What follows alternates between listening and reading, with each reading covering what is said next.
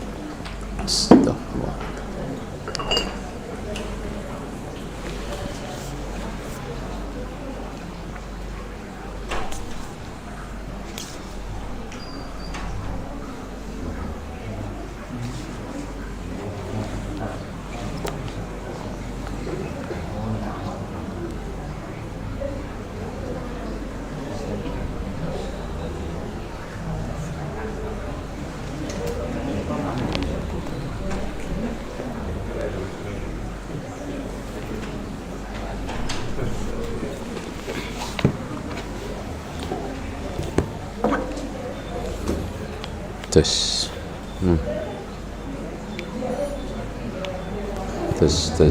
Tes. Wah, menggaung banget nih. Buat sholawatan enak nih.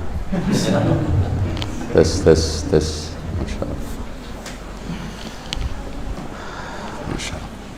Assalamualaikum warahmatullahi wabarakatuh.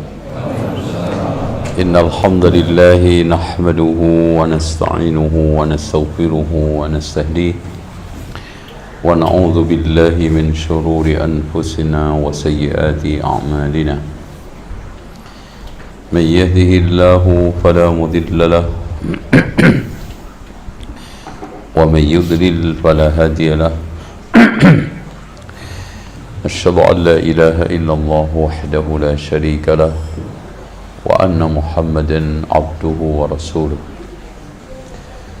Allahumma salli wa sallim wa barik ala Muhammadin wa ala ali Muhammad walhamdulillahi rabbil alamin. Ini suaranya bisa ditangkap dengan baik ibu-ibu? Sudah? Karena penyakit kajian itu ibu-ibu sering ngeluh mic. Baik. Ikhwas sekalian, hari ini kita belajar bersejarah, bukan belajar sejarah. Ada yang tahu bedanya belajar bersejarah dengan belajar sejarah? Fadhal, ada hadiah. Silakan. Ada yang ibu-ibu juga? Iya, silakan Pak. Kalau belajar sejarah itu merekam. Iya. Tapi kalau mempelajari sejarah itu berarti melihat urutan kronologis juga. Iya. Jadi intinya kalau belajar sejarah itu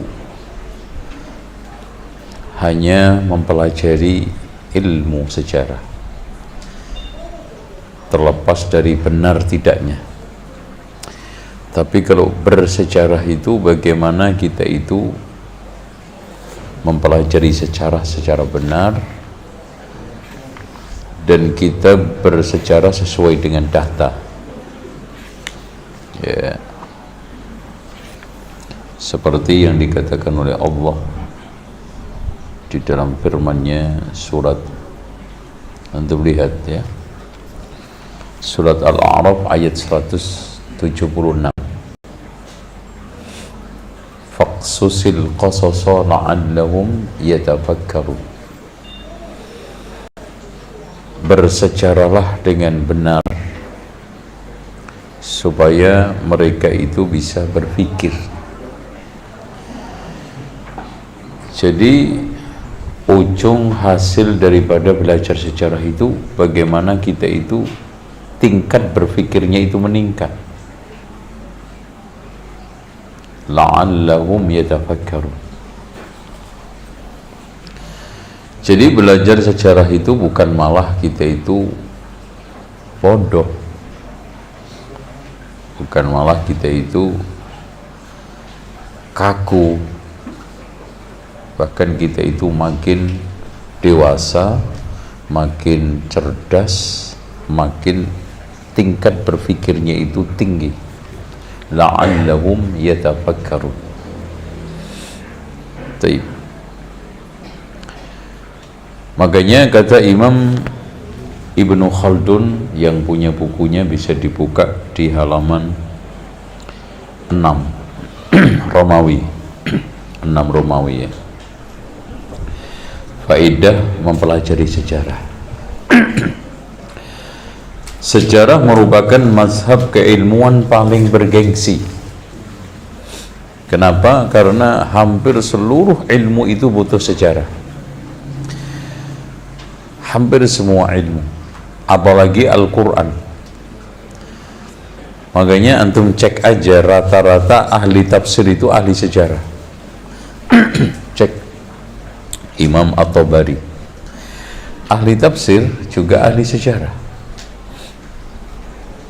Ya, bahkan buku sejarah beliau dikenal oleh para ilmuwan sebagai ensiklopedia. Ya, suatu kitab yang paling lengkap berdasarkan sanad yang memiliki judul Tarikhul Muluk wal Umam, yang dikenal oleh banyak orang Tarikh At-Tabari, tapi asli judulnya itu Tarikhul Muluk wal Umam, sejarah raja-raja dan umat. Ya, bahkan sumber sejarah paling otentik itu Al-Quran, dan tidak akan bisa ditandingi oleh buku sejarah manapun.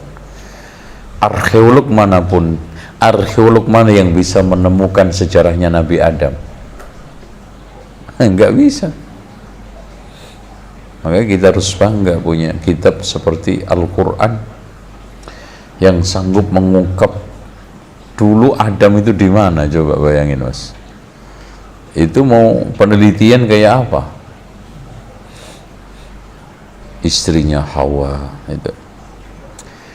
Jangankan yang umurnya wallahu a'lam, ahli sejarah baru kemarin aja itu komennya itu berbeda-beda. Contoh sejarah lahirnya Nabi Isa. Apakah benar Nabi Isa itu lahir bulan Desember? Karena kalau melihat fakta, nah nih sejarah itu dasarnya itu fakta, terus kemudian penafsir fakta, baru terus kemudian cara menulisnya itu. Karena dari suasana lahirnya Nabi Musa itu musim panas. Ya, Nabi siapa? Ngomong apa tadi? Nabi Musa. Oh ya. Nabi Isa. Ini sudah error ini.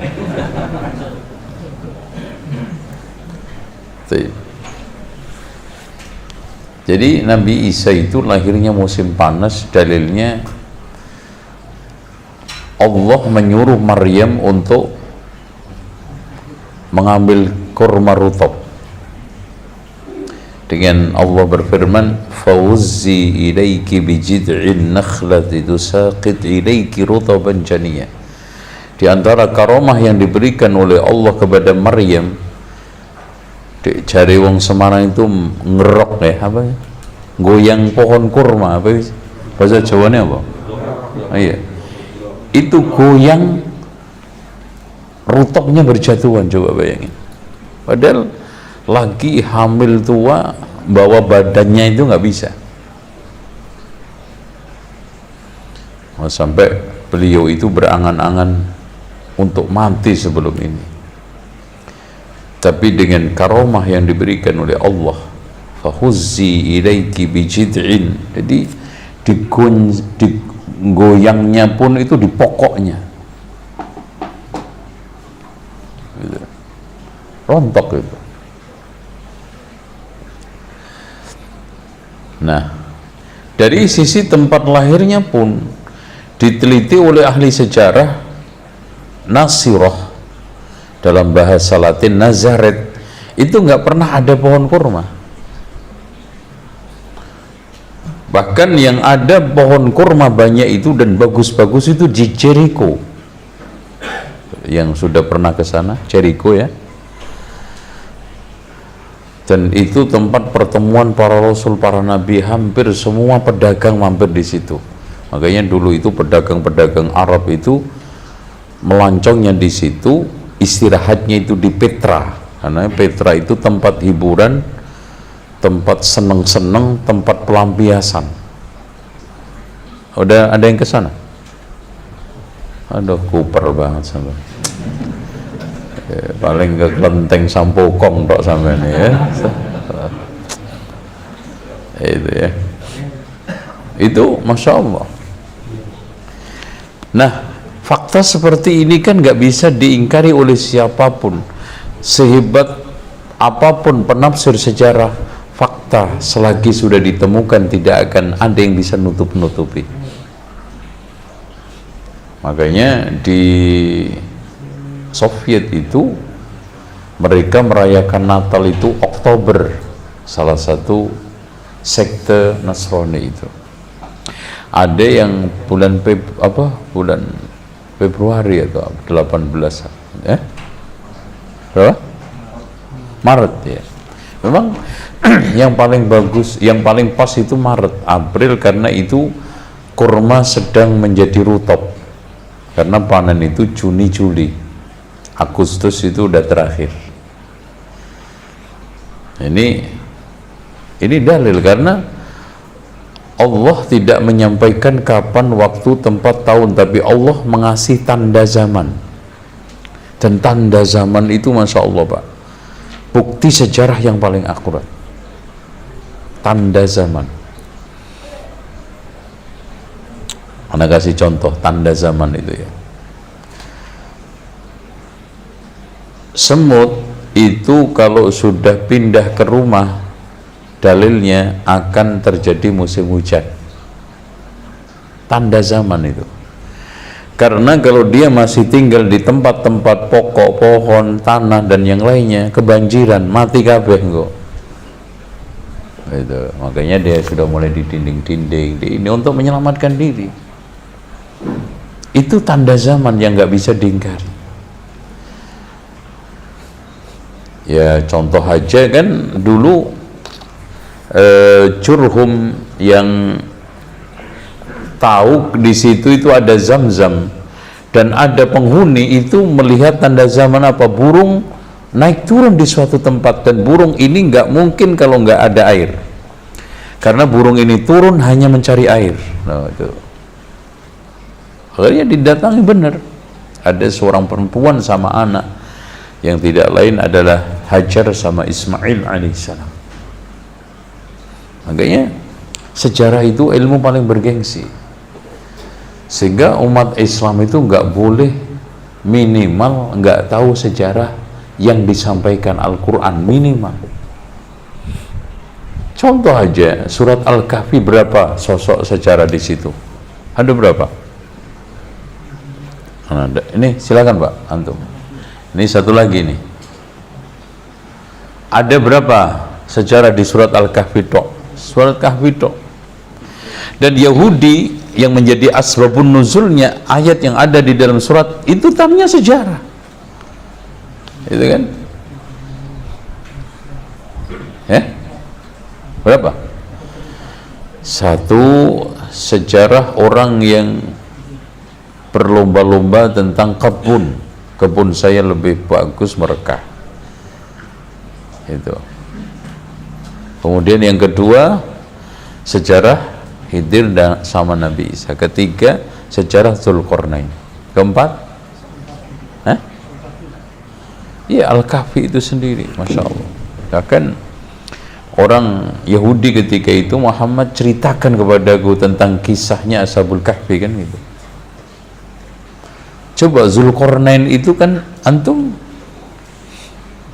nggak tahu kan, fakta ternyata di dalam surat Al-Kahfi ayat 60 ayat 80 ya, itu ternyata Dzulqarnain itu nyampe Papua Pak. Oh kan, Masya Allah. Coba antum buka surat Al-Kahfi. Bawa Quran apa bawa Taurat antum? Ngaji itu bawa Quran, Mas. Oke. Kita baca. Udah ketemu? 90, 80 apa 90? Oh iya, 90. Baik. Hatta idza balagha matli'asy syamsi, sehingga Zulkarnain itu sampai dataran paling timur manusia terakhir bisa melihat matahari terbit. Nggak mungkin kalau nggak Papua. Nggak ada lagi daerah, makanya orang-orang Arab dulu menyebut Indonesia itu bukan Indonesia. Indonesia kan baru lahir kemarin. Dulu itu India atau Timur Jauh. Yang paling terakhir kan Timur. Sampai ketika Zulkarnain sampai tempat di mana matahari terbit ala qaumin lam naj'al lahum min duniha sitra, tidak berpakaian. Ditafsirkan oleh Al-Kalbi, lam naj'al lahum min duniha sitra, kaum yang tidak mengenakan pakaian. Masya Allah. Ada nggak di sono, Mas? Hah? Bangsa antum kok. Iya kan? Jadi di suatu kaum yang tidak mengenakan pakaian, min dunia sitra, hatta idza balagha baina as-saddain wajada min dunihima qauman la yakaduna yafqahuna qawlan, dan seterusnya. Ya kadzalika wa qad ahadna, ya. Baik. Makanya sampai para ahli arkeolog menebak-nebak tempat keluarnya Ya'juj Ma'juj itu ada di tembok Cina, itu lemah sekali. Itu karena pertama tembok yang dibuat bangun Zulkarnain itu perkara gaib, nggak akan bisa ditemukan. Kalau sudah ditemukan berarti udah kiamat. Tuh. Makanya ulama yang mengatakan, ahli sejarah yang mengatakan itu hanya satu, Ibnul Athir di dalam kitab Al-Kamil fit Tarikh, bahwa disinyalir dimungkinkan Zulkarnain menyembunyikan Ya'juj Ma'juj itu di situ. Ya gitu kan itu. Alasannya kan gini, bismillah. Gimana? Menarik gini, Mas? Kalau enggak gue tutup aja. Gimana? Diterusin ya? Jadi kan Nabi Nuh kan pengusutan manusia setelah banjir itu kepada Nabi Nuh, ya, karena Allah mengatakan saya jadikan dari Nabi Nuh itu kenabian dan anak cucu manusia. Nih anak Nabi Nuh, ya. Nah, anaknya Nabi Nuh yang paling besar itu kan Yafid, itu akhirnya migran ke daerah timur, terus kemudian tinggal di pegunungan, yang pegunungan itu nanti akhirnya diberi nama anaknya, karena Yafid itu akhirnya punya dua anak, Yunan sama Ya'juj Ma'juj. Nah ini,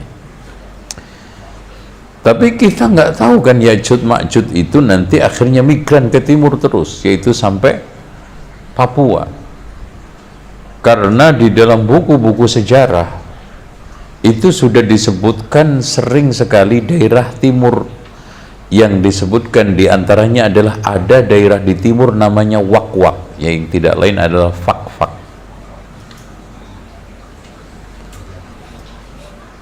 Ya, dalam bahasa Arabnya, orang-orang Arab menyebutnya Wak-Wak, yaitu Fak-Fak.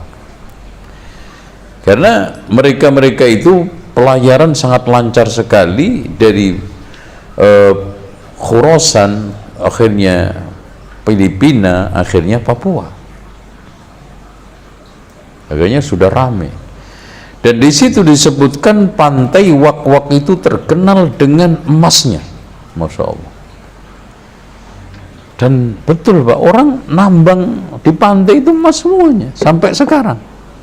Padahal udah dikuras berapa ribu, ya. Orang menambang di pantai-pantai itu masih banyak emas sekarang. Wak-Wak itu. Tuh. Ya.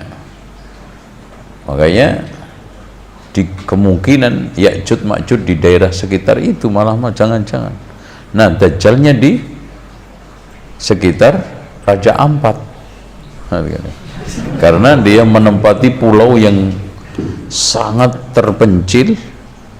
Terus kemudian setelah itu terisolir, hewannya itu yang berambut.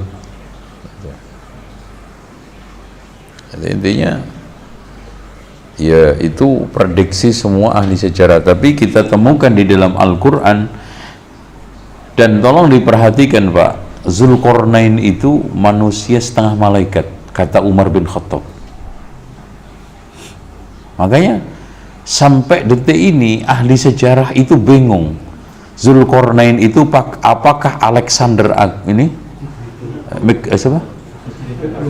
apa? Iya. Tidak, karena Alexander Agung itu kafir. Ini Muslim, mukmin kok. Kalau Alexander Agung itu baru kemarin abad 1 Masehi. Gubernur yang paling terkenalnya diletakkan di Alexandria kan gitu. Itu Iskandaria, Mesir. Yang namanya siapa? Batalmus. Yang membuat sejarah ini peta geografi dunia pertama kali.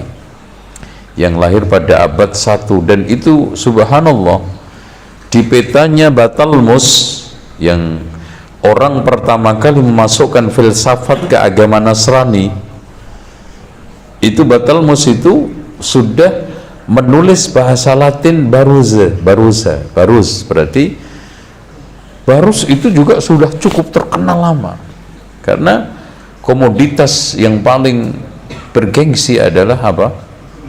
Kapur barus.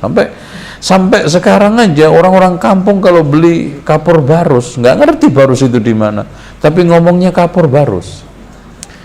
Dan kapur ini direkam oleh Allah, bahkan menjadi nikmat surga. Innal abrara yashrabuna min ka'sin kana mizajuha kafura عينا يشرب بها عباد الله يفجرونها تفجيرا. Dan kafuro ini bukan bahasa Arab, dalilnya ghairu munsharif, nggak ada tanwin, kafuro. Dan saya mencoba buka hampir 40 tafsir, tidak ada satu ahli tafsir pun yang mengeklaim ini adalah bahasa Persia, seperti mereka mengeklaim istabrok itu adalah bahasa Persia yang masuk ke Arab. Ini ya, sutra tebal itu kan namanya apa? Istabrok. Bahasa mana? Bahasa Medan. Kafuro itu bahasa Medan. Dan Rasulullah sampai merekomendasikan sebagai alat untuk pewangian jenazah. Dan Rasulullah nggak mungkin nggak nanya ini dari mana asal-usulnya. Kafuro. Tuh. Bahkan dibuat untuk wangian. Bahkan seminar Medan mensinyalir juga utusan Nabi Sulaiman itu sampai ke Barus untuk mencari komoditas kafur ini untuk pewangian istana. Apalagi Fir'aun Mesir, untuk kepentingan mumi nggak mungkin jadi kalau nggak ada kafur, karena habis dibalsem terus diawetkan, dikasih apa? Ditabur kapur. Kapur ini bukan watu ya, itu akan sampean kapur nginang gitu, bukan, itu kapurnya sampean itu. Ini kapur ini itu adanya di kayu. Jadi kayu-kayu tua besar yang sudah mengering itu di dalamnya itu membentuk kristal. Nah, itu dibelain. Disitulah mengkristal diambilin. Dan Masya Allah yang hebat, Raja Sriwijaya yang tidak lain adalah Indrawarman, raja kedua yang akhirnya masuk Islam, berkirim surat ke Umar bin Abdul Aziz, di situ membanggakan kafurnya itu, karena Umar bin Abdul Aziz dikasih hadiah, di antara hadiahnya ini kapur.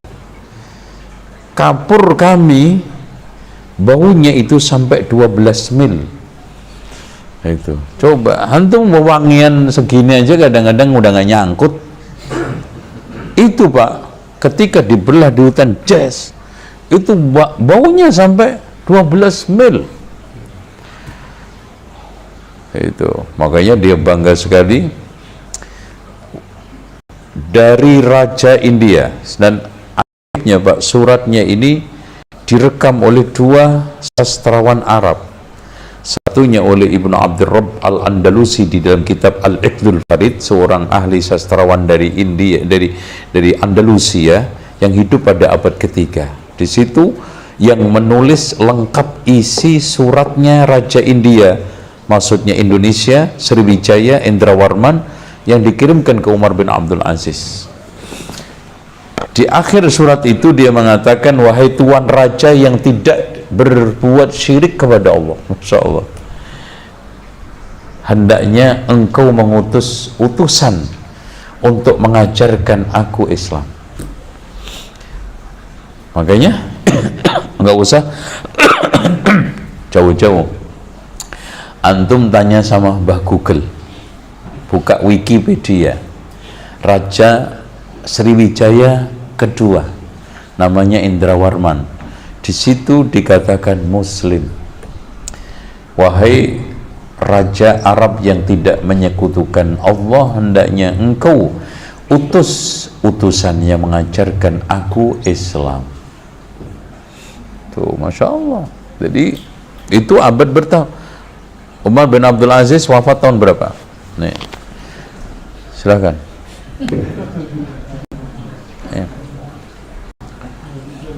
Ya kira-kira lah, nggak usah persis, kira-kira tahun berapaan?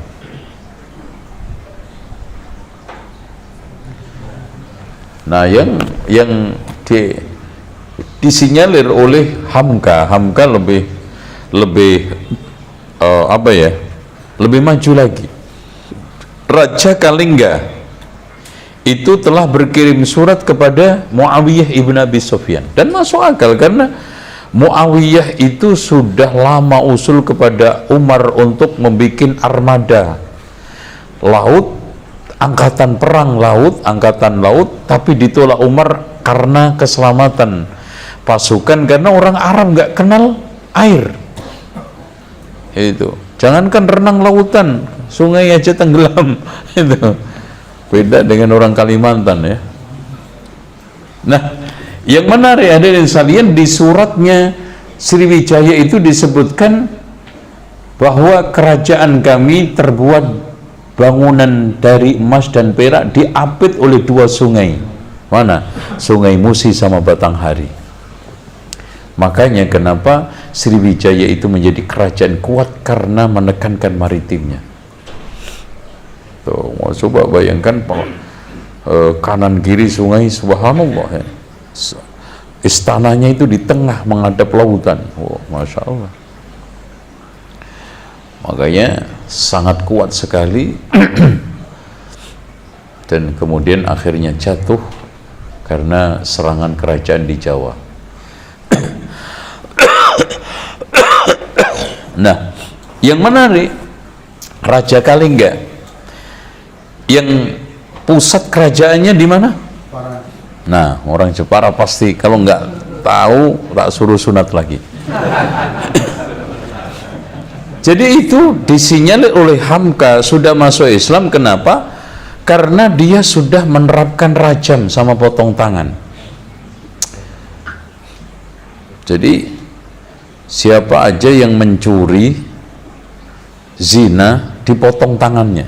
Kalau ini zina dirajam, kalau mencuri dipotong tangannya. Bahkan di situ disebutkan yang dipotong itu anaknya sendiri karena mencuri barang istana yang dilarang. Iya, Ratu Sima. Tapi Ratu Sima itu Masya Allah Pak, saya belum nemu sosok orang Jawa kayak Ratu Sima. Itu bagaimana seorang raja perempuan tegas, adil, mungkin lebih mendekati Balkis. Ya. Balkis itu perempuan, tapi subhanallah disebutkan dalam surat Saba itu seorang ratu pimpinan yang bijak, arif, dan sangat tinggi insting politiknya. Coba aja ketika ditanya oleh Nabi Sulaiman kan dibikin bingung. Balkis, apakah ini singgasana kamu? Jawabannya sangat diplomatis. Ka'annahu huwa, kayak sih iya. Oh kan, Nabi Sulaiman kan kayak ya. Jangan-jangan nggak bener. Ini Ebritnya ini kan janji ya. Asif. Ka'annahu huwa. Dan ketika dia menyatakan Islam, lihat, sangat bertauhid tinggi, nggak ada syiriknya. Inni aslamtu ma'a Sulaimana lillahi rabbil alamin. Saya masuk Islam bersama Nabi Sulaiman. Bukan aslamtu li Sulaiman, saya pasrah, nyerah kepada Sulaiman. Enggak, aslamtu ma'a Sulaimana lillahi rabbil alamin. Masya Allah. Makanya ketika dikirimin surat, yang ngirimin siapa? Ini mukaddimah Pak, belum masuk buku ini, baru mukaddimah. Jadi yang ngirimkan Hudhud. Coba bayangkan dari Palestina ke Yaman, itu burung apa itu? Wah, Masya Allah itu. Kecuali menurut salah seorang dokter dari IAIN itu, Nabi Sulaiman itu lahir di Jogja, Sleman, itu beda lagi. Itu kalau gitu Sabanya di mana? Wonosobo. Nah, dekat gitu. Kata dia, Nabi Sulaiman tinggalnya di Sleman, Ratu Balkis itu di Wonosobo. Karena di Wonosobo itu dulu ada kerajaan, raja perempuannya namanya siapa? Ratu Boko. Ratu Boko itu dalam bahasa Arabnya Balkis. Ini namanya cok kali cok, dikali-kali cocok. Ini namanya bukan. Nah ini loh yang saya maksud itu bersejarah itu. Bersejarah itu nggak bisa cok kali cok. Dua. Masya Allah. Inni ulkiya ilayya kitabun karim. Saya telah dijatuhin, ya, burung karenanya, kitab yang mulia. Ngajak untuk subhanallah, inni mursilatun ilaihi bihadiyatin fanadhiratun madha yarji'un. Coba saya tes, ini juga bukan hanya sekedar ngirim hadiah kayak antum ngasih anak parcel kah. Ternyata Balkis mengirimkan hadiah di dalam rangka untuk ngetes kekuatan devisa Sulaiman. Kirimnya diterima nggak? Kalau diterima kekuatan kita di atas, kalau ditolak di bawah, mendingan pasrah. Ternyata ditolak kan, akhirnya apa? Udah kita nyerah aja. Kalau diserang, hancur kita, mati anak-anak, perempuan semua, kan gitu pengaduannya dia. Padahal panglima-panglimanya siap. Wahai Ratu Balkis, kita memiliki kekuatan yang sangat all out, dahsyat, karena memang kerajaan Sabah ketika itu saking kuatnya Pak. Coba bangun bendungan, ceritanya kan gini, makanya akhirnya jebol. Jadi itu aliran aliran air yang dari gunung dibendung. Itu makanya satu zaman berapa ratus tahun setelahnya jebol itu, karena bangunan ini jebol. Makanya muncul istilah di sejarah apa? Sailul Aram, yaitu banjir bandang. Itu. Oke, gimana Pak? Dilanjut nggak? Atau ditutup ya? Minum dulu, silakan.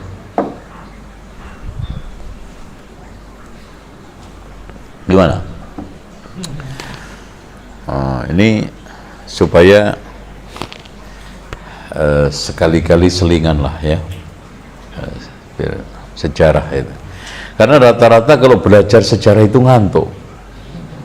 Itu, apalagi kuliah ngambil jurusan sejarah, udah dimarahin deh sama orang tuanya. Ngapain kamu cari jurusan orang mati? Gitu kan gitu. Kata, makanya coba saya ingin bersejarah yang bikin antum melek gitu loh. Nah, oleh karena itu kita ini mempelajari sejarah itu ada hikmah. Makanya di sini dikatakan oleh Imam Ibnu Khaldun, faedahnya sangat banyak dan sasarannya sangat mulia, sebab dengan sejarah kita mampu mengenali akhlak umat-umat terdahulu. Siapa yang memberitahu akhlaknya kaum Lut kalau enggak sejarah? Enggak ada. Bahkan subhanallah Pak, kita itu tahu kaum Lut. Coba bayangkan ya, Nabi Musa sama Nabi Khidir, kalau beliau Nabi, karena menurut sebagian ulama bukan Nabi, tapi yang sahih itu Nabi, itu kan bertamu di kaum yang pelit semua, segitu banyaknya pelit semua Pak, hanya minta jamuan karena lapar. Akhirnya Nabi Musa usul, Musa, ini ada tembok miring, yuk kita tegakkan. Apa usulan Nabi Musa? Wah, kalau begini mending kita minta upah Nabi Khidir. Itu. Akhirnya hadza firaqun baini wa bainak, ini perpisahan antara kami dengan kamu. Kan sudah ana bilang, innaka lan tastati'a ma'iya sabra. Kamu nggak bakal sabar. Disuruh diem, nanya lagi gitu. Nah, itu kan memang sulit Pak. Yang pertama kan lupa, ya, kapal dipecah. Nah yang kedua kaget, bunuh orang kan kaget Pak, hilang semua pesan-pesannya itu kan gitu. Gimana ini orang nggak berdosa di panting dibacok begitu kan gitu. Waduh, ini kan nggak boleh. Bukankah sudah saya bilang kamu diam? Itulah menunjukkan bahwa Nabi Musa, Nabi Khidir, wa'allamnahu min ladunna ilma. Jadi sebelumnya Nabi diceritakan Nabi Khidir itu wa'allamnahu min ladunna ilma. Semua itu diajari, diberitahu oleh Allah, bakal terjadi seperti ini, seperti ini. Artinya nggak bisa ditiru siapapun. Aku bunuh ini, kayaknya nanti dia beres, nggak beres nanti. Nggak boleh. Kira-kira antum nanti daripada su'ul khotimah, gue matiin aja. Antum kayaknya juga deh, nggak boleh. Karena Nabi Khidir sudah diberitahu oleh Allah kalau anak ini gede terus menyebabkan keduanya orang tuanya kafir, makanya saya bunuh. Nah kapal ini kalau sekarang dilihat masih bagus, ini ada raja yang suka rampas kapal, sementara kapal ini kan milik orang miskin. Itu fa amma safinatu fakanat limasakin, berarti orang miskin punya kapal. Makanya miskin lebih mending daripada fakir, karena miskin punya kapal kan gitu. Masya Allah. Ya, faedahnya besar. Kita oh ini macamnya umat seperti ini, umat seperti ini, umat seperti ini. Makanya gini Pak, umat mana saja, bangsa mana saja yang tidak menghargai sejarah, maka itu awal diambang kehancuran suatu negara. Makanya saya itu cukup heran bagaimana ada pendidikan dihapus, mata pelajaran sejarah itu nggak masuk. Saya nggak bisa deh, padahal bukan ahli sejarah, nggak masuk di akal. Gimana gitu? Karena lihat ini jejak hidup para nabi, masya Allah, dari mulai nabi ada ada bagaimana itu namanya Qabil Habil, ya, berkorban membunuh saudaranya, itu semuanya kehidupan yang kita tidak bisa deteksi kecuali lewat sejarah.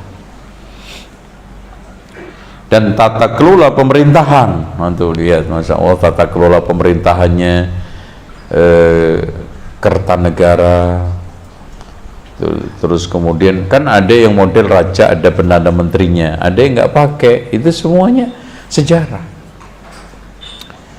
Kalau zaman Abu Bakar, Umar, Utsman, Ali itu khilafah, nggak ada perdana menteri, dan seluruh urusan totalitas dipegang oleh khalifah. Maka khalifah itu mengeluarkan seluruh kebijakan apa aja, termasuk Baitul Mal, dan sekaligus juga ulama. Makanya tidak ada pisah-pisah ulama umarok ketika zaman Abu Bakar, Umar, Utsman, Ali, karena ulama ya umarok ya ulama. Makanya beliau juga jadi imam. Tuh. Nah, di akhir-akhir ini sudah mulai dipisah ulama umarok. Nah, dipisah lawan berhadapan-hadapan, lebih parah lagi sekarang. Itu puncak kehancuran suatu negara ketika ulama sama umarok itu sudah berhadapan-hadapan. Tuh. Kebijakan politik para raja. Coba, kenapa Kertanegara itu membuat agama tiga disatukan? Kertanegara itu raja mana? Singosari. Penasihatnya dua dia, Jayakatwang sama Wiraraja. Yang tidak lain adalah Banyak Wide. Yang tidak lain adalah canggah mbahnya Ronggolawe. Ronggolawe nanti menurunkan siapa? Sunan Kalijogo. Yang Ronggolawe ini pernah melakukan pemberontakan ke Majapahit. Karena terus perlu diketahui ceritanya gini. Udah terus, oke. Iya, daripada la ilaha illallah tadi budek kau. Ya, kita di sini aja ngaji dulu ya. Jadi Raden mana siapa tadi? Kerta siapa? Ya, tolong bedakan Kartanegara itu Kutai ya, dengan Kertanegara. Ya. Jangan sampai campur aduk, apalagi ngajar. Kartanegara itu Kutai, Kertanegara itu Singosari. Itu karena terjadi konflik agama, makanya Singosari itu jatuh karena konflik agama. Makanya rata-rata Pak, jatuhnya suatu kerajaan pemerintahan itu kalau nggak konflik agama, perang saudara, hegemoni kekuasaan. Gitu. Di mana aja, di Arab juga. Sampainya Kertanegara itu menyatukan agama tiga menjadi satu. Animisme, Hindu, Buddha disatukan dalam satu bendera Siwa Puja. Siwa menjadi wakilnya Hindu, Buddha, Jawa. Siwa Puja. Nah, ini ternyata mengilhami Soekarno ketika memutuskan Nasakom, karena ketika itu konflik yang tidak bisa ditemukan, akhirnya Pancasila ditafsiri dengan tafsir Nasakom. Akhirnya jatuh juga seperti jatuhnya Kertanegara. Dikhianati sama Jayakatwang. Nah, sebelumnya sudah diperingatkan oleh Wiraraja ini yang tidak lain Banyak Wide, yang tidak lain adalah canggahnya Sunan Kalijogo ini, wahai Kertanegara, wahai Tuan Raja, Hati-hati sama Jaya Katuang ini. Bukan malah didengar Wiraraja dibuang ke Madura, dijadikan hanya Adipati Madura. Tuh. Nah, akhirnya betul. Ketika terjadi pengkhianatan, Jaya Katuang nyesel. Tapi sudah penyesalan itu nasi sudah menjadi bubur. Makanya ketika kalah perang dengan Jaya Katuang, yang panglima perangnya ketika itu adalah Raden Wijaya, lari ke Madura, dilindungi oleh Wiraraja itu. Makanya ketika kenapa turunannya Sunan Kalijogo itu kuat di Tuban sebagai bentuk jasa dan bala jasa, turunannya Wiraraja Ronggolawe sampai itu dijadikan Menteri Luar Negeri, Perdagangan, dan sekaligus juga penjaga bandara. Makanya disebut dengan Syah Bandar. Syah Bandar dulu itu jabatannya sekaligus Menteri Luar Negeri, Perdagangan, dan juga Bea Cukai. Nah, akhirnya ketika menjadi raja, nah itu asbabul nuzulnya gimana? Kan ceritanya Kertanegara ini ketika Cina mengirim utusan di mana kerajaan Jawa ini suruh untuk bergabung bersatu dengan Cina, nggak mau, malah digunting telinganya, suruh pulang. Padahal Pak, kerajaan Cina itu mengobrak-abrik Arab, ditakutin seluruh Arab. Itu kehebatannya Kertanegara, diiris telinganya. Coba, makanya nenek moyang kita itu orang-orang yang berani. Coba bayangkan Pak, Borobudur itu dibikin tahun berapa? Nah, aduh, yang bikin siapa? Wangsa? Iya, Sailendra.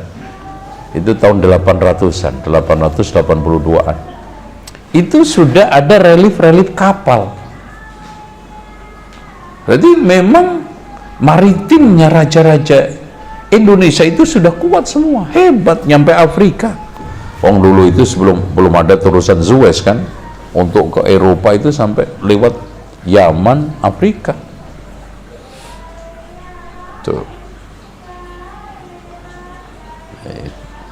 Akhirnya ketika saat menjadi raja, Raden Wijaya yang jadi orang andalan ini, asbabun nuzulnya Cina mengirim kurang lebih kalau nggak salah 60.000 pasukan untuk balas dendam. Ternyata sampai Jawa tidak menemukan Kertanegara. Disinilah mulai permainan Raden Wijaya. Panglima perangnya Cina diberitahu bahwa sesungguhnya sebagai penerus kerajaan Singosari adalah Kediri Jaya Katuang. Kalau kamu ingin balas, bunuh dia. Udah mengarah ke sana, terjadi perang dahsyat. Nah, di sini diam-diam Kertawijaya, Raden Wijaya sama banyak Wide menyusun kekuatan dari belakang, menghabisi pasukan Cina. Itu kan gitu. Udah kalah habis, tinggal beberapa dihabisin, kemudian mereka lari ke hutan-hutan Blora, Jepara Pati dan yang lainnya, dibiarkan. Nah, dari situlah disinyalir di antara turunan Cina itu adalah siapa Pak? Raja Demak pertama kali siapa? Raden Patah. Raden Patah itu dari Cina yang ini. Itu. Walaupun ada yang mengatakan putri Cina dihadiahkan kepada Raja Mojopahit kemudian melahirkan Raden Patah. Tapi kemungkinan besar Cina bukan dari Cina sana, Cina yang tersisa ini. Nah, disitulah menjadi cikal bakal berdirinya kerajaan Mojopahit yang kurang lebih tahun 1291-92. Nah, di Aceh itu sudah mulai kerajaan besar di sana. Bahkan Malikus Soleh Meraselu itu sudah masuk Islam. Makanya Marco Polo ketika datang ke Indonesia tahun berapa? Minum dulu mas. Marco Polo yang datang ke Indonesia tahun 1292 itu sudah menemukan komunitas muslim di Sumatera. Dinyambung nih, sehingga pengaruh Arab itu sudah mulai masif. Makanya Pak, kerajaan Majapahit itu kerajaan yang sudah diwarnai oleh Islam, pejabat-pejabatnya itu banyak yang muslim. Dalilnya dari penelitian yang saya lakukan itu, di sana ada pekuburan dan gak mungkin orang Hindu itu dikubur. Disinyalir ini adalah pekuburan pejabat kerajaan Majapahit. Di situ semuanya sudah muslim dan nisan-nisannya itu sudah ditulis bahasa Arab. Karena memang di antara mereka ada yang menteri luar negeri itu sudah berhubungan masif dengan Persia, Arab, yang ketiga itu sudah kuat kan kerajaan Islam, termasuk Malaka. Itu sehingga kenapa akhirnya Islam itu masuk merangsak ke Jawa. Nah ini mulai masuk nih Wali Songo nih, tapi udah hisa, jadi kita tutup sekian aja. Jadi udah mulai masuk Wali Songo, jadi dilanjutkan di kesempatan yang belum jelas waktunya. Jadi dengan demikian Pak, Islam itu sudah merata kuat di Sumatera. Jawa itu baru ijo royo-royo kemarin. Kenapa? Makanya ditata oleh Wali Songo. Kalau di Jawa Barat walinya itu cuma satu, yaitu Sunan Gunung Jati. Di Jawa Tengah berapa? Ya sampai ini Jawa Tengah apa Jawa? Piro mas? 3. Di Jawa Timur berapa? 5. Kenapa? Karena makin ke timur ini makin gelap. Islam itu makin sulit menemukan komunitasnya, karena masih kuat Hindu Budanya. Bahkan ketika Sunan Prapen, anaknya Sunan Giri, mencoba untuk meluaskan Islam ke timur, itu lancar kecuali mendapatkan hambatan berat dari Raja Gelgel, Raja Agung Bali. Makanya kenapa sampai hari ini Bali itu tidak atau sulit untuk diislamkan. Nah, yang menguatkan Islam Timur itu adalah orang Padang. Yang pertama Datuk Ribandang, yang keduanya Tunggang Parangan. Yang itu menantunya Sunan Gunung Jati. Ini Sunan Giri, muridnya sekaligus menantu. Dikirim sampai dari Makassar ya, terus kemudian ke Gorontalo, ke Palu, ke ini semuanya. Ternate itu, masya Allah Pak, Datuk Ribandang ini masya Allah ya, jasanya subhanallah. Cuman sayang sekarang ini sudah disinyalir oleh peneliti dari Barat kemarin, sudah ada pengurangan kalau tidak pembunuhan tokoh-tokoh Islam di Indonesia ini. Dan kita cuek aja karena memang nggak peduli sejarah. Tapi bagi orang yang sekarang ini punya keprihatinan, sejarah itu adalah tonggak hidup berlanjut tidaknya suatu bangsa adalah tonggaknya di sejarah. Tunggang Pak, sekarang yang diunggul-unggulkan mereka-mereka yang minimal nasionalis, bahkan yang pro agama itu dikurangi kalau nggak dihilangkan perannya. Karena di Indonesia ini pasca kemerdekaan itu kelompok untuk memerdekakan Indonesia, membentuk kebangsaan Indonesia itu terbelah menjadi 3. Kelompok pro agama, kelompok netral agama yang dimotori oleh Soekarno-Hatta, dan kelompok anti agama yang nanti akan melahirkan partai PKI, netral agama PNI, dan yang pro agama melahirkan Masumi. Yang pro agama ini hampir nyaris sayup-sayup sudah nggak kita dengar. Padahal yang menentukan kemerdekaan.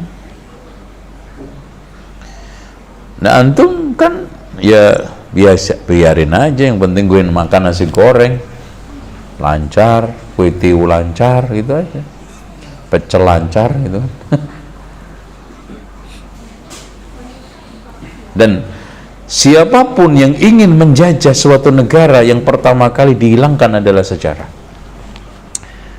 Yang pertama kali dipalsukan adalah sejarah, yang pertama kali didistorsi adalah sejarah.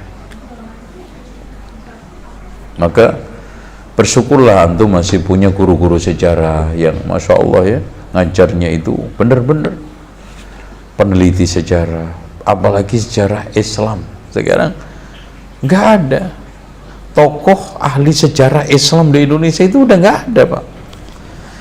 Ada Ahmad Mansur Surya Negara, itu pun sudah sayup-sayup tidak kedengar. Itu yang ada adalah ahli sejarah nasional, ahli sejarah Islam sudah nggak banyak minat. Masya Allah ya. Itulah Mojopahit yang akhirnya pindah kekuasaan ke Demak. Walaupun ada yang mengatakan bahwa Raden Patah itu turunan Yahudi, ini nggak benar ya, karena saya belum mendapatkan satu bukti akurat itu benar. Walaupun memang Yahudi pernah berperan aktif di Indonesia sampai pernah menguasai kelenteng Sampokong, yang orang Belanda sendiri itu risih dengan ulahnya mereka. Di antara yang pimpinan ketika adalah Johannes. Orang yang masuk ke situ ditarik besar-besaran, dipaceki gede-gedean kan gitu. Akhirnya bisa disingkirkan oleh Belanda. Itu ya, Sampokong itu yang membuat adalah Cheng Ho, yang patungnya ada di Semawis itu. Itu patung besar itu, patungnya siapa? Antum tahu itu kalau Cheng Ho? Nggak ngerti? Ya Allah. Lah terus ngapain antum bikin patung segede itu, nggak tahu? Itu patungnya Cheng Ho ya. Kalau orang Tionghoa memberikan nama Sampokong, tapi aslinya adalah Cheng Ho, dan Cheng Ho itu Muslim, dan bahkan berkali-kali datang ke Indonesia dengan kekuatan kapal ekspedisinya itu memuat 35.000 manusia. Karena beliau itu sekali berangkat itu tobibnya saja itu 200 orang, belum pasukannya, belum pedagang ini, pengusahanya. Jadi subhanallah, Cheng Ho itu sekali datang itu membawa lengkap, makanya usaha dan seluruh kegiatan apapun itu sekaligus, ya politik, ya dagang, ya ini semuanya, bahkan dokter juga. Di antaranya ada juga ahli bahasa Arab, karena ketika nyampe ke Arab itu kan kapalnya bersinggah di Hadramaut, Yaman berapa kali. Itu yang paling fasih bahasa Arabnya adalah Marwan. Itu ulamanya dan sekaligus juga sangat fasih berbahasa Arab dan sangat piawai di dalam baca buku-buku Arab. Itu Cheng Ho. Saya kira itu. Silakan, mungkin ada yang tanya gantian. Nanti siapa tadi yang nebak? Silakan. Tadi nggak ada. Yaudah antum ambil aja. Silakan. Nanti ada yang, kalau ada yang tanya kita kasih nih. Makanya intinya dengan kita belajar sejarah, kita bisa mengikuti peri kehidupan mereka hingga kita mampu mengambil faedah untuk kepentingan dunia dan agama. Silakan Pak. Ada yang tanya? Ya. Ya. Yang bertanya dapat hadiah kitabnya ya. Masya Allah. Sini Pak. Yang bertanya, pertanyaannya bagus, saya kasih hadiah nih kitab. Sini coba, sini. Ya. Nah, silakan. Mau tanya, itu proses transisi antara dari kerajaan Demak yang dipimpin Raden Patah ke Kari Selatan seperti itu. Ya, oh gitu. Antum nanyain Joko Tingkir ya? Gini Pak, Demak Bintoro yang didirikan oleh Wali Songo, komandan utamanya adalah Sunan Ampel, mengangkat murid setianya yaitu Raden Patah. Itu berakhir dengan cara mengenaskan, karena setelah Raden Patah itu Pati Yunus, yang disinarir Pati Yunus ini bukan orang asli turunan Raden Patah, malah dia itu menantunya yang memang hebat perang lautnya dan pengendalian angkatan armadanya, makanya sampai dia mengadakan lawatan perang ke Malaka untuk nyerang Portugis. Cuman sayang, sabrang lor yang tidak lain Pati Unus atau Pati Anus dalam bahasa Portugalnya, sebetulnya Muhammad Yunus, itu dia salah perhitungan. Dikiranya, diprediksi Portugis itu hanya memiliki kurang lebih 70 kapal cung paling banyak, ternyata 300. Beliau membawa cuma 40. Naasnya, meriam yang dilemparkan Portugis itu mengenai kapal yang dinaikin siapa? Pati Yunus. Makanya disebut Pangeran Sabrang Lor, karena meninggal dunia di Laut Lor Utara. Nah, setelah itu diganti oleh putranya Trenggono, masih bagus eksis. Nah, setelah Trenggono ini diganti oleh Prawoto. Nah, Prawoto ini tidak banyak disetujui oleh turunan Sunan Giri. Kenapa? Karena dia itu hanya anak menantu atau ini. Bahkan yang paling berhak itu adalah Haryo Penangsang. Apalagi Prawoto disinyalir terbukti membunuh bapaknya Haryo Penangsang, yang Pangeran Sedolepen. Namanya siapa? Orang Jepara harusnya tahu. Gimana Pak? Ada yang mengatakan Suroh Nyoto, ada yang mengatakan ada Suroh Nyoto, Pangeran Sedolepen lah. Nah, akhirnya untuk membalas dendam bapaknya dibunuh, Haryo Penangsang membunuh Prawoto dengan juga berharap dia akan menjadi raja Demak. Nah, ternyata di sini istrinya Prawoto yang tidak lain adalah Nyi Kaliamat tidak terima.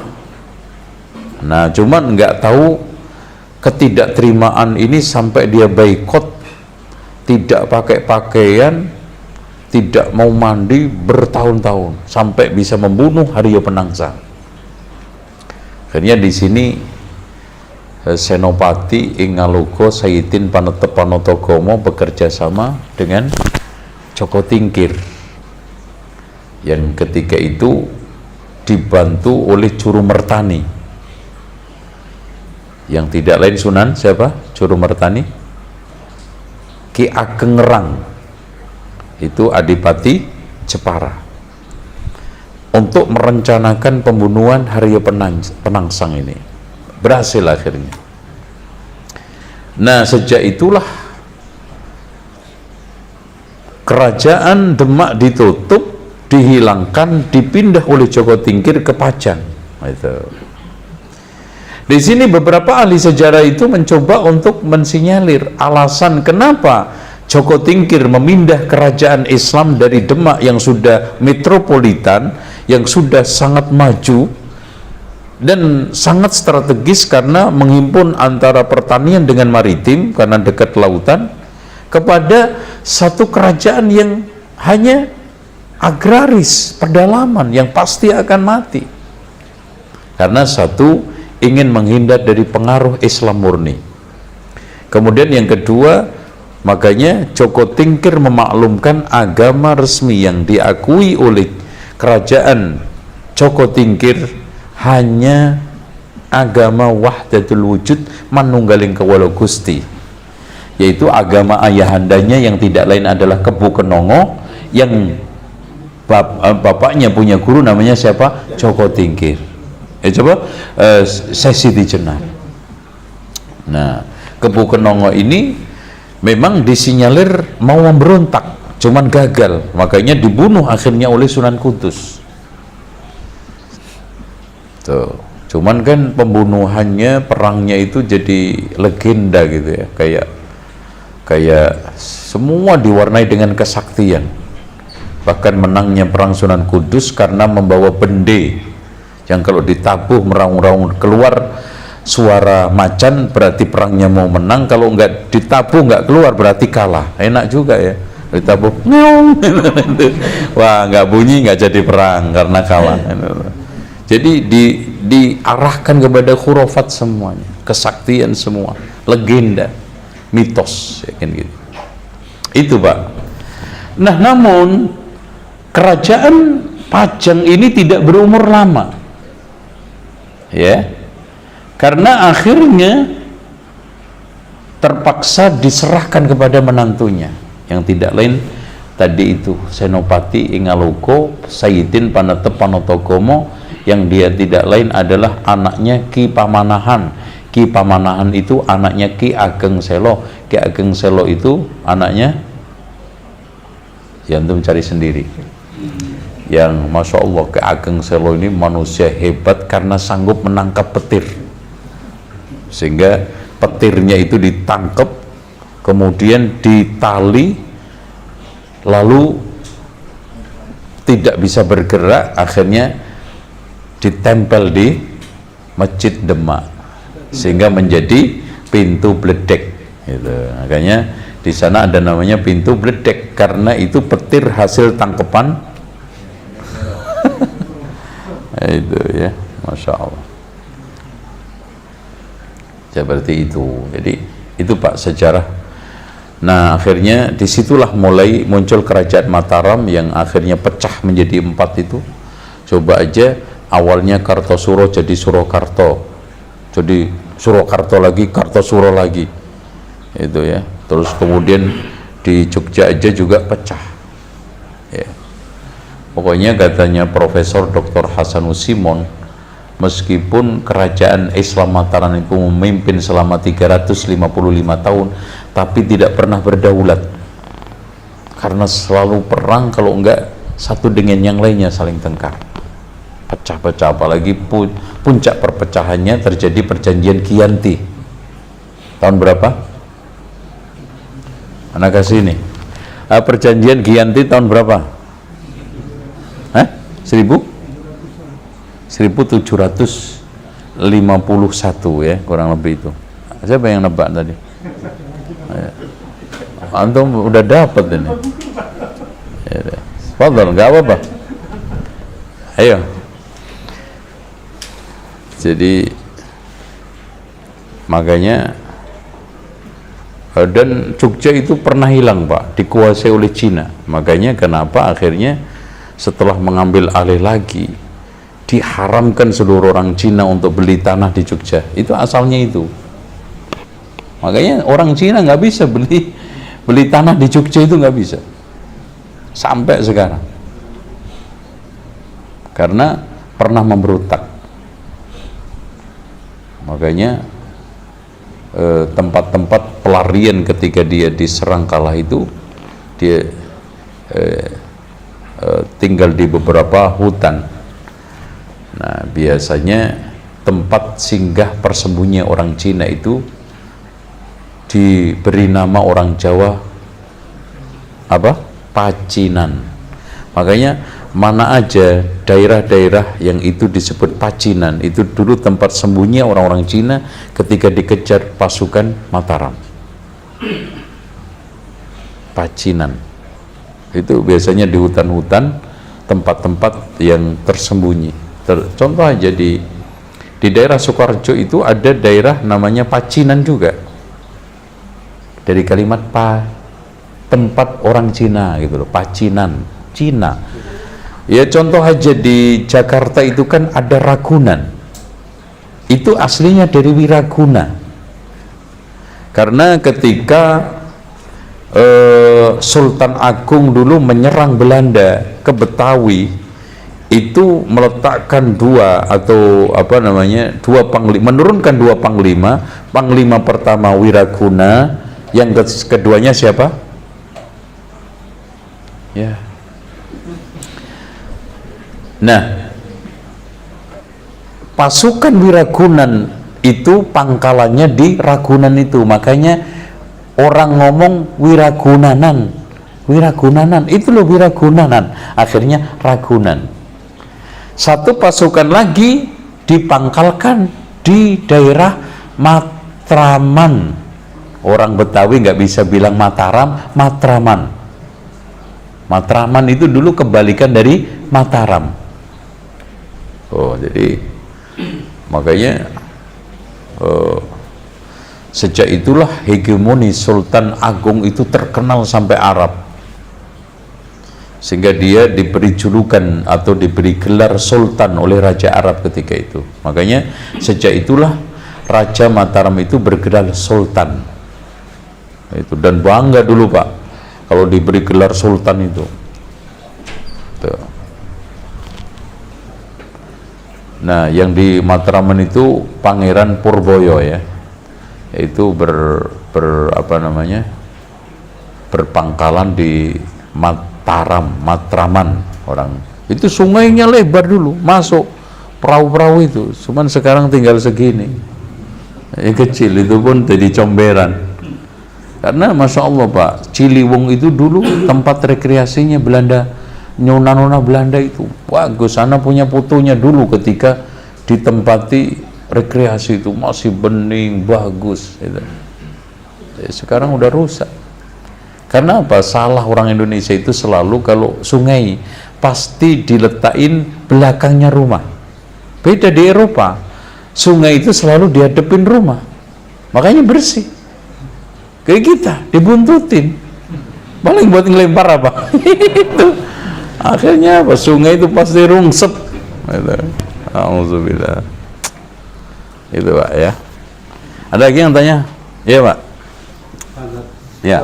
Sejarah itu kan menurut teori kan dibuat berdasarkan kepentingan politik pada yang berkuasa. Iya. Apakah mungkin beberapa tanah Jawa itu juga dibuat kepentingan politik kolonial pada waktu itu? Karena secara teori itu tidak mungkin seorang Sunan Kudus menyuruh Arya Penangsang membunuh Sunan Hadirin. Oleh proses bukan Raden Prawoto, tapi Sunan Hadirin si suaminya Ratu Kalinyamat itu. Iya, iya. Raden Prawoto itu kan menantunya dari Sultan Trenggono. Jadi pada waktu itu ceritakan kalau Arya Penangsang disuruh Sunan Kudus lewat berkuda siapa namanya itu Kebo itu untuk membunuh Sunan Hadirin. Iya. Yang kedua kan tidak mungkin seorang sunan di mana seorang wali kok menyuruh membunuh seorang muslim. Dan kedua tentang Ratu Kalinyamat itu apakah benar tidak ada sosok yang bertapa secara wudhu atau wudhu seperti itu? Iya, memang disinilah yang juga misterius. Apakah benar Sunan Kudus itu menyuruh Haryo Penangsang untuk membunuh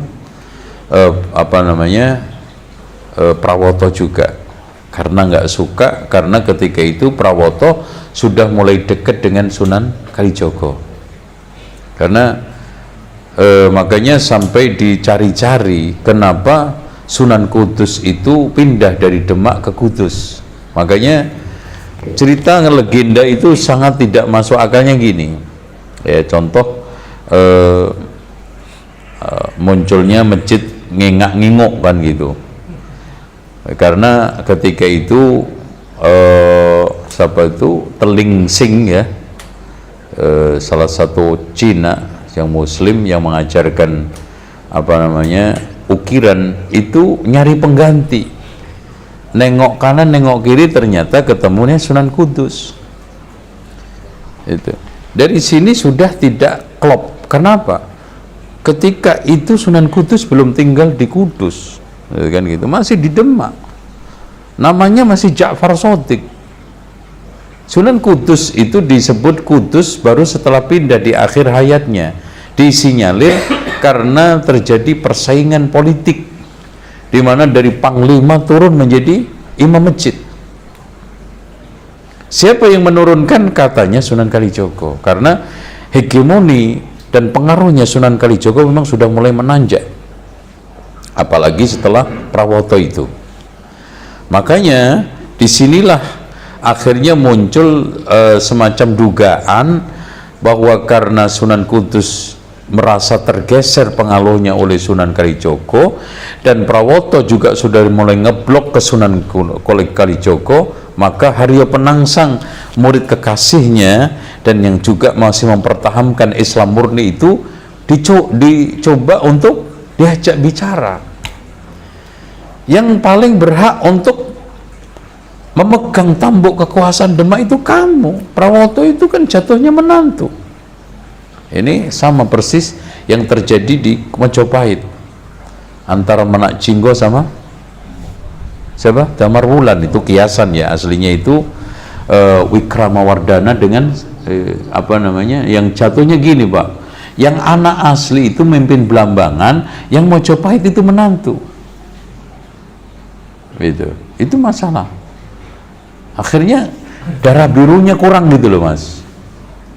Ya kan terjadi perang Bubat kan, perang Paregreg gitu. Sama ini juga.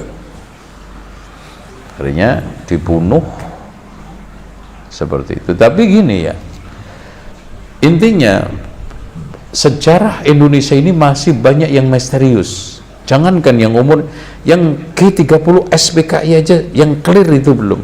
Nah, tadi antum, memang penulisan sejarah di Indonesia itu lebih kepada dipengaruhi oleh sosok.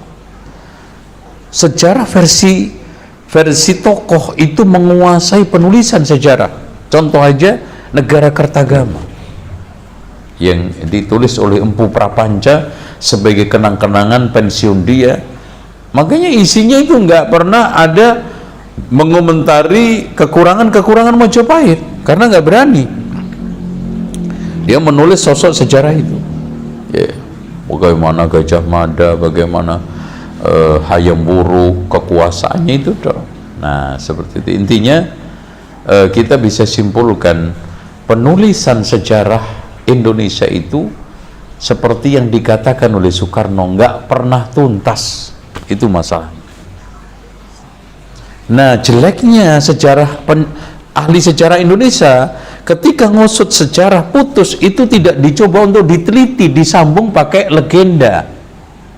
Contoh, ngusut sejarah Ki Kedu bagaimana bisa datang ke Kudus untuk menantang kesaktiannya Sunan Kudus, karena nggak menemukan data-datanya. Katanya Ki Kedu datang dari Magelang naik nampah ayaknya padi. Berarti kan gitu, disambung pakai khurafat. Coba manusia bisa naik ayaknya padi itu loh, nampah, karena Ki Kedu itu punya kesaktian peringan tubuh. Jadi naik itu melesat ngalahin pesawat ulang-alik siluman. Set itu dalam hitungan menit langsung nyampe Kudus. Masya Allah. Nah kayak gitu tuh Pak, selalu. Jadi ketika putus disambungnya itu pakai legenda. Itu kan gitu. Gimana bisa nyambung? Ya contoh aja, untuk mengotak-atik turunannya Raja Mataram, bahwa turunannya satu ibunya dari langit, bapaknya dari orang-orang turunan hebat, kan dibikinkan apa? Kisah Ki Ageng Tarub, Joko Tarub, ceritanya berburu, ternyata di dalam apa namanya ini telaga ditemukan 7 bidadari yang sedang mandi. Kan gitu, bidadari turun dari langit. Akhirnya apa? Salah satu bidadari pakaiannya diambil sehingga mau balik ke langit nggak bisa. Kan gitu. Nah nanti akhirnya nikah sama kayak nih Joko Tarub, maka nanti akhirnya melahirkan Ki Bondan, Bondan melahirkan ini. Jadi intinya turunannya Raja-Raja Mataram itu dari bidadari, ibunya, bapaknya dari wali. Kan hebat udah. Itu. Jadi untuk ngusut itu dicarikan cerita itu loh Pak. Makanya kita itu sulit untuk mengusut sejarah Indonesia. Itu selalu kepentok legenda, mitos, memorial yang hanya dikarang oleh manusia. Itu. Oke. Makanya ahli sejarah pertama kali di Islam yang memulai untuk mengusut sejarah tidak lewat tokoh adalah Ibnu Khaldun. Itu. Di Indonesia juga dimulai oleh subhanallah lupa ahli sejarah nasional yang juga berperan menulis SNI. Siapa? Karto? Apa? Ya, itu yang pertama kali menulis tentang pemberontakan pertanian yang ada di mana? Cilegon. Jadi sudah mulai dia mengangkat sosok petani. Jadi menjadi lakon sejarah. Kalau dulu itu selalu raja, kalau enggak pimpinan, tokoh itu dok. Nah, mulai di situ pemberontakan petani tahun berapa? 1882 ya. Dan akhirnya hilang pemberontakan itu karena Krakatau meletus kan itu. Dan Masya Allah letusan Krakatau itu tsunami-nya itu tingginya sampai 40 meter, itu sampai Karawang.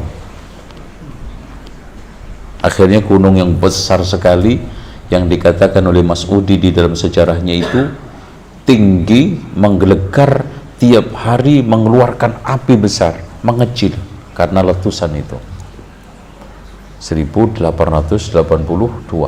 80 berapa? 3 ya? 3 gitu Pak ya.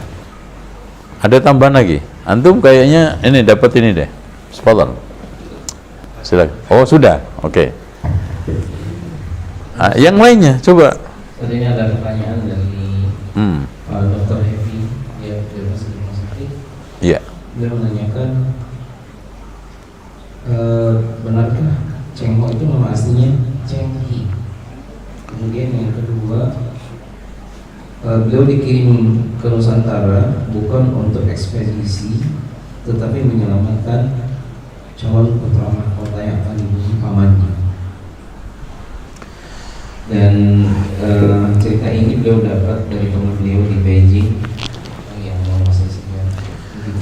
Iya Pak. Jadi sayangnya sejarah Islam Nusantara yang kaitannya dengan Cina itu dokumennya itu masih banyak berbahasa Tamil. Makanya untuk mengusut yang sebenarnya ini bagaimana kita itu bisa menerjemahkan bahasa Tamil ke dalam bahasa Indonesia, dan ini sampai sekarang belum ada yang garap, dan peneliti pun nggak ada yang minat karena nggak ada duitnya, karena penelitian itu berat Pak, berat ya. Anak bangsa yang ecek-ecek ini aja udah habis berapa? 10 tahun.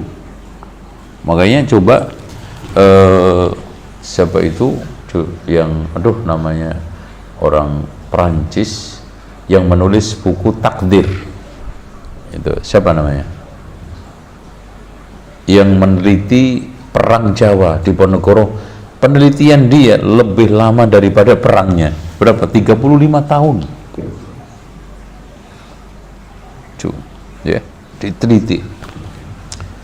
Makanya dia itu akhirnya mendapatkan kesimpulan di Ponorogo itu bukan kalah perang, dia kalah karena takdir. Makanya judul bukunya itu Takdir. Coba bayangkan ya, jadi judul buku paling simpel itu Takdir udah itu ya, anak baca itu sampai 2 kali itu saking menariknya. Perang Jawa itu ruginya Belanda itu miliaran, ketutup dengan kultur stelsel, yaitu tanam paksa. Dari tanam paksa itu Belanda untung kurang lebih 75 miliar dolar. Kerugian perang cuma 45 miliar dolar. Belum lagi yang karena ketika itu bareng kan di Sumatera ada gejolak Imam Ponjol, Dulu kalau punya telepon itu kalah Belanda itu, cuman nggak ada telepon. Karena ketika itu Belanda minta damai, gencatan senjata. Kalau tahu itu karena dia itu sudah lemah, habis, terkuras dengan perang Jawa, Imam Bonjol tahu, terus perang, habis Belanda. Cuman sayang nggak ada HT, nggak ada telepon. Padahal ketika itu hanya napas, makanya ketika punya kekuatan khianat lagi kan. Akhirnya Imam Bonjol juga ditangkap, dibuang kan, yang Masya Allah ya, kekesalannya di Ponorogo dikhianatin itu Pak, Masya Allah, diceritakan secara apa adanya itu. Subhanallah, bagaimana dia dikhianatin, suruh keluar, akhirnya keluar di Bukit Menoreh itu, katanya nanti dihajikan, nanti dijadikan khalifatul muslimin. Ternyata diajak ke Batavia, kita mau haji Pak, ini pangeran, ternyata dibuang ke Manado. Tuh, coba bayangkan bagaimana dia menghabiskan kejenuhan di kapal berbulan-bulan dari Jawa ke Batavia ke timur. Jadi Masya Allah, jadi setiap dia itu melihat pulau ingin lompat ya, karena ini. Dan dia akhirnya menulis buku ya, Babat di Ponorogo. Buku itulah paling otentik tentang sejarah perang Jawa. Makanya buku ini diabadikan oleh UNESCO menjadi kekayaan budaya sejarah. Sudah menjadi, anehnya buku ini bisa nyampe sana, padahal itu dikubur bersama Belanda. Ini Belanda siapa? Di Ponorogo, bahkan termasuk kerisnya itu dikubur bisa nyampe mana sekarang ya? Di mana? Dikembalikan. Tapi kan aneh, itu kan dikubur bersama beliau, berarti ada yang bongkar kuburannya itu. Iya, Masya Allah, ini maling celuring itu ya, yang suka nyuri kafan itu itu ya, seperti itu Pak. Nah, soal masalah kaitannya dengan Cheng Ho ini juga sama. Cheng Ho ini kita masih belum menemukan data yang akurat, cuma di sana ada penelitian profesor, salah satu profesor dari China yang saya punya bukunya, ini akan lebih mendekati kebenaran, dan tidak ada itu semua disebutkan oleh beliau di dalam kitab itu. Bahkan yang benar adalah memang ketika itu kerajaan Cina itu memang sedang kuat Islamnya, terus kemudian mengutus Cheng Ho untuk ekspedisi yang itu multi, ada politiknya, ada ekspedisi perangnya, ada budayanya, ada juga sosialnya, ada juga lainnya. Itu yang ditemukan sementara. Makanya dia membangun tempat-tempat dimanapun itu selalu masjid. Makanya di Jawa ini mana? Di Jakarta juga ada. Di sini dulu itu pernah masjid kelenteng lagi, karena sudah pernah berubah-ubah. Nah, yang bertahan lagi, yang sampai sekarang bisa digunakan ibadah kaum muslimin di Surabaya. Itu juga yang bangun siapa? Itu. Nah, perlu diketahui Pak, bahwa pelabuhan dari sejak zaman dahulu itu yang paling bergengsi, paling strategis itu Tuban sama Gresik, tapi nomor utama pertamanya adalah Tuban.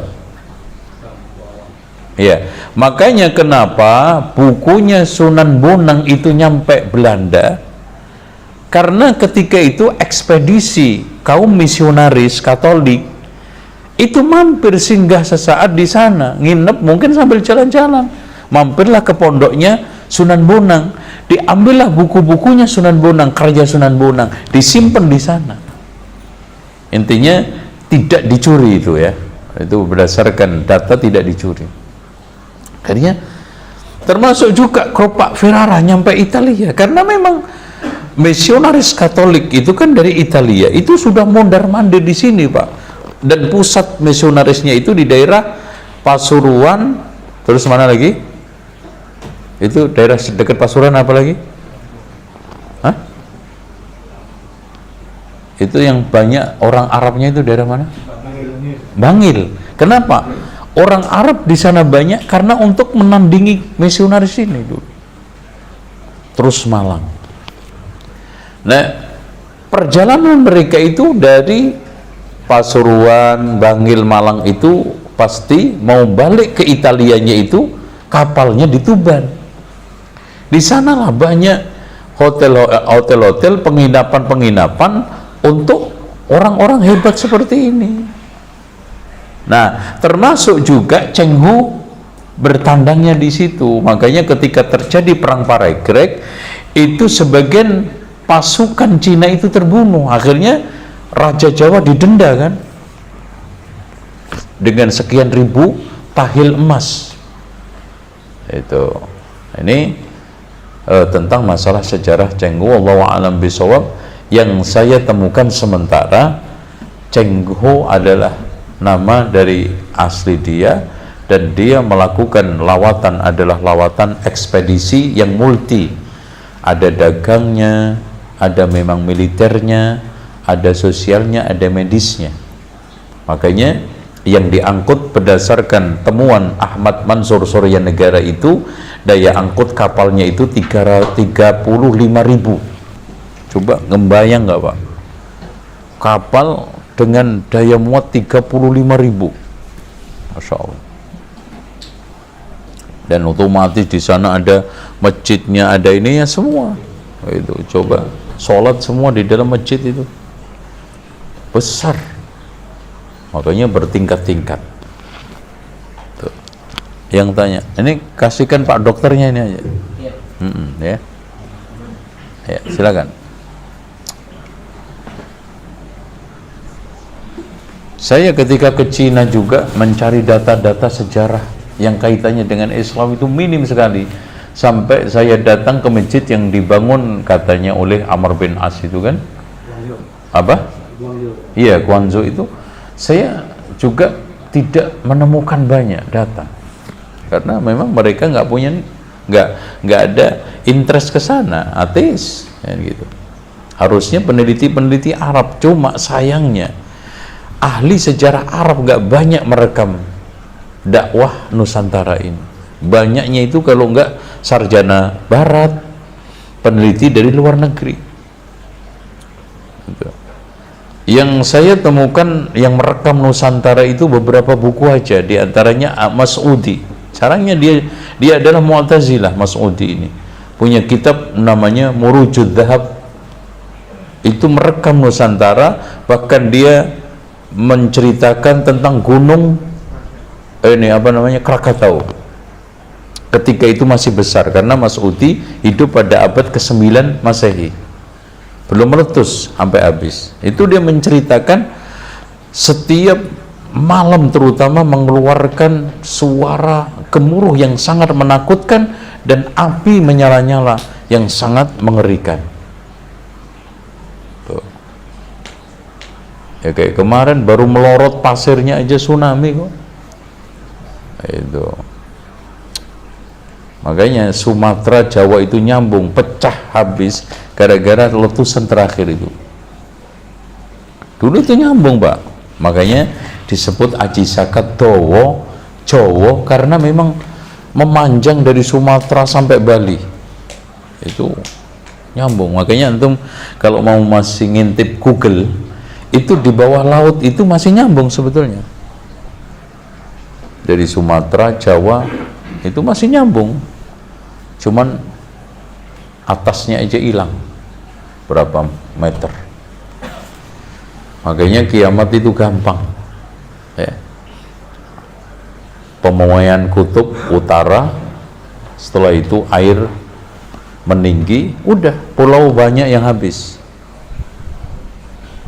ya. Mungkin Semarang habis itu. Kayak cekungan-cekungan yang di lautan itu dulu kan daratan awalnya. Untuk lihat aja daerah Gunung Kidul, pinggir pantai itu semuanya adalah bekas lautan. ketika kondisi ini menjadi daratan, yang daratan jadi lautan, begitu.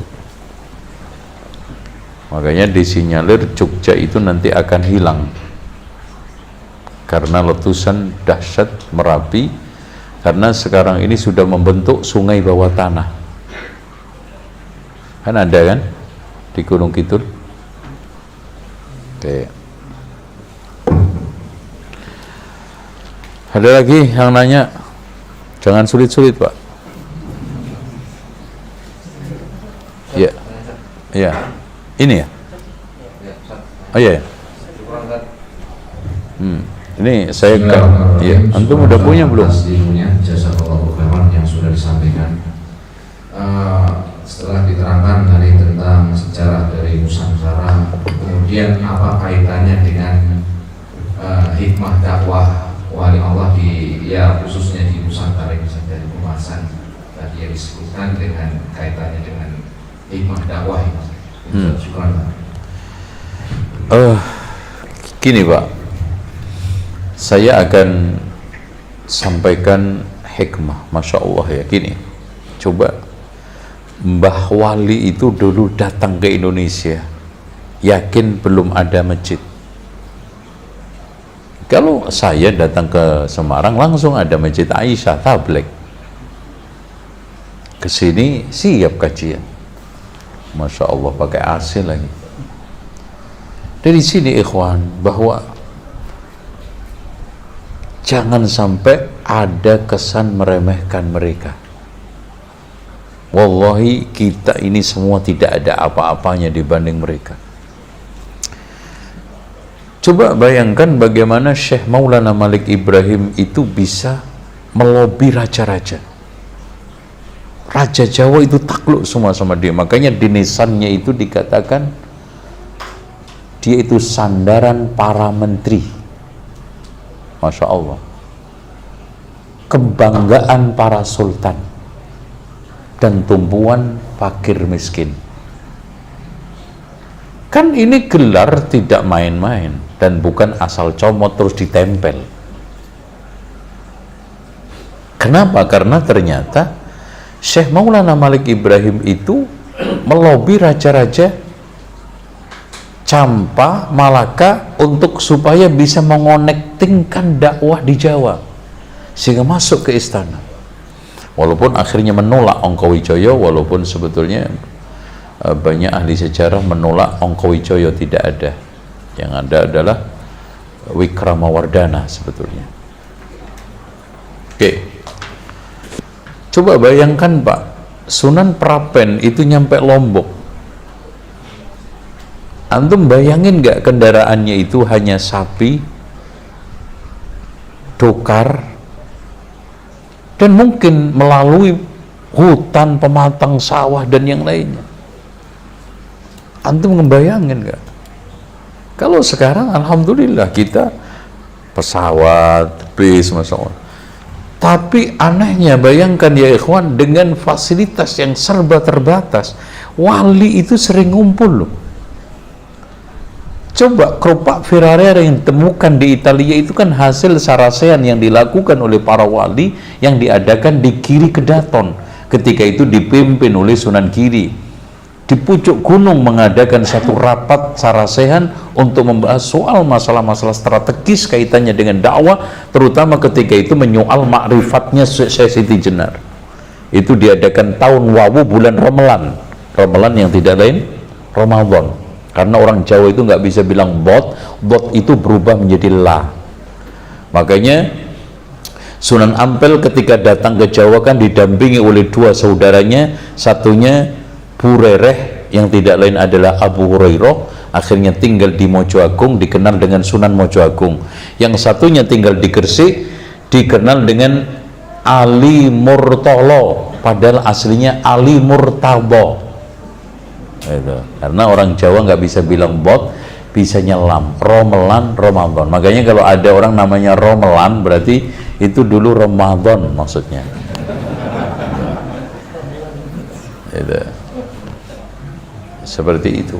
Coba, anak mikirkan itu aja coba.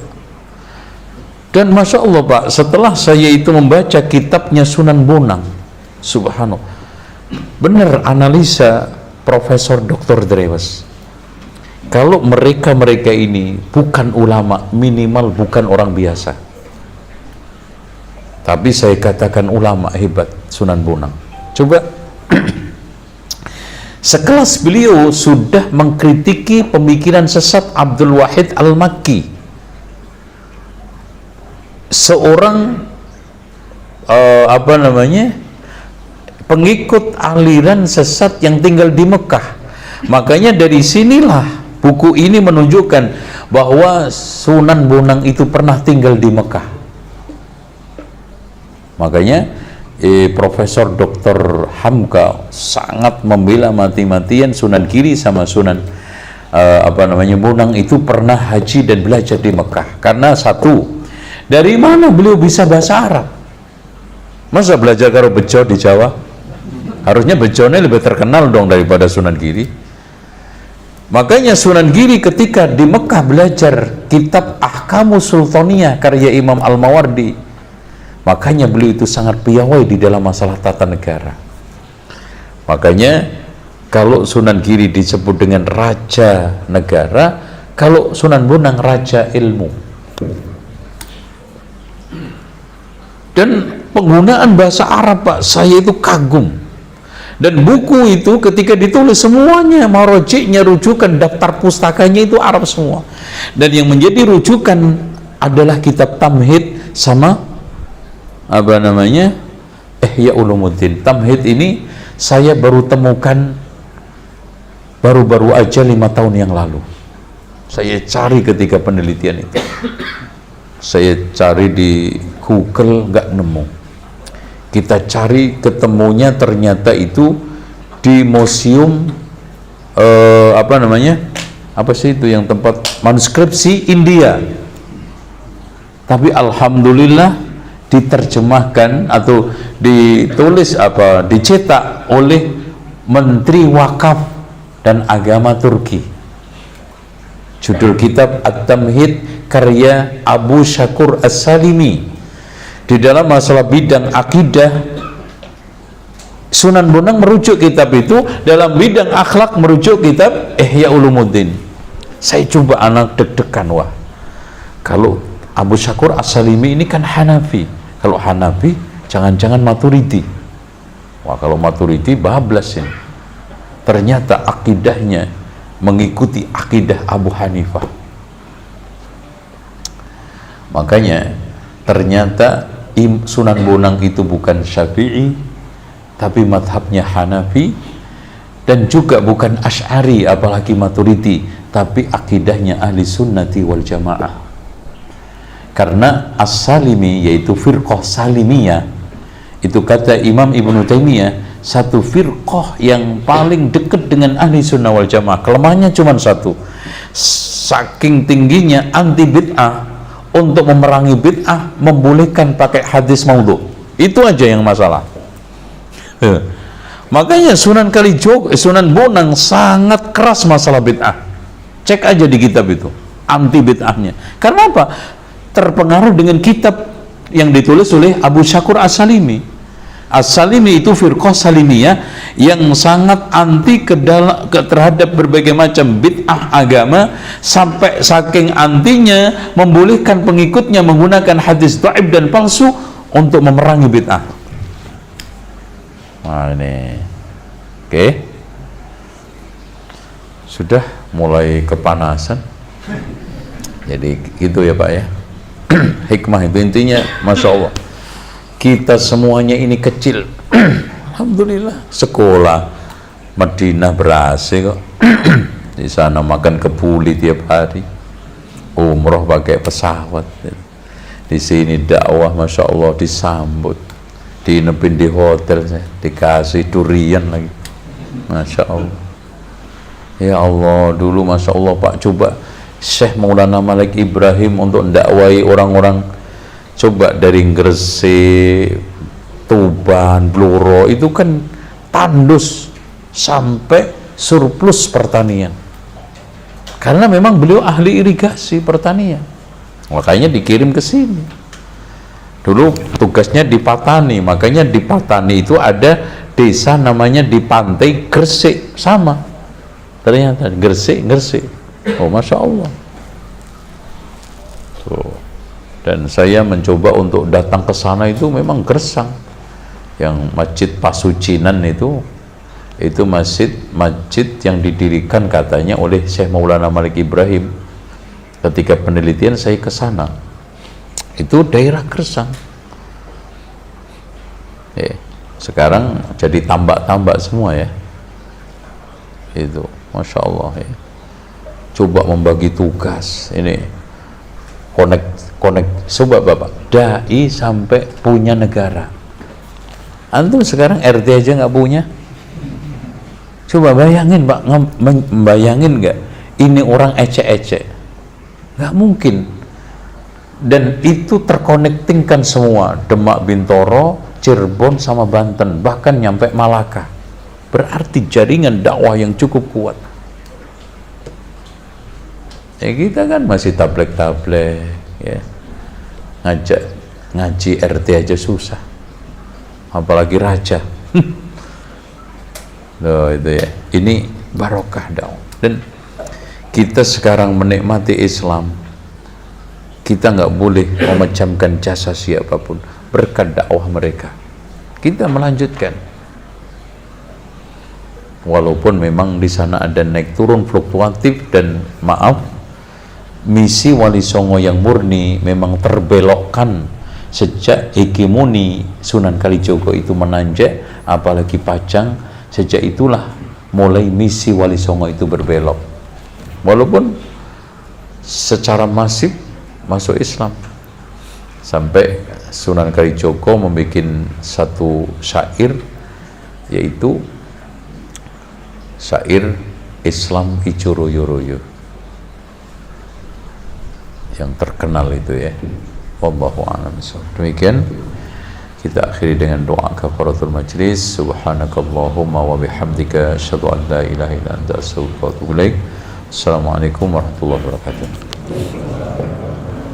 Ini Pak yang tanya tadi antum?